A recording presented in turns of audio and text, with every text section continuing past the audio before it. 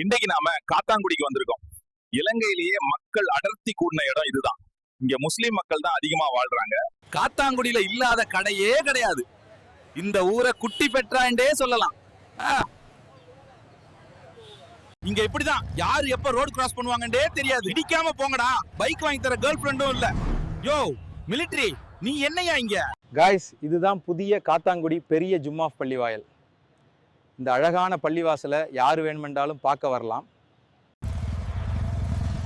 Guys, இங்க ரோட்டுக்கு நடுவுல இருக்கிற பேரீச்ச மரத்தை அரபு நாட்டுல இருந்து கொண்டு வந்து நாட்டினாங்க. காத்தாங்குடிக்கு வந்துட்டு பாபத்தும் கிழங்கும் சாப்பிடாம போனா எப்படி? அந்த சுவையே தனி. வெளிநாட்டுல இருக்கிற நிறைய பேர் இதை மிஸ் பண்ணுவாங்க. காத்தாங்குடியில ஸ்ட்ரீட் ஃபுட் ட்ரை பண்ண கூட வரலாம். இங்க சாய், பார்பிகி, பர்கர், பரோட்டா எல்லாமே கிடைக்கும். ஃபூடிஸ் வந்து ட்ரை பண்ணி பாருங்க. தமிழாக்கள் அடுத்ததா எங்க வரணும் என்று சப்ஸ்கிரைப் பண்ணிட்டு கமெண்ட் பண்ணுங்க. அதோட உங்க ஊரை பத்தியும் சொல்லுங்க.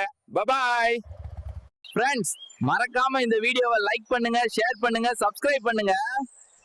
அடுத்து எதை பத்தி பேசலாம்னு கமெண்ட் பண்ணுங்க.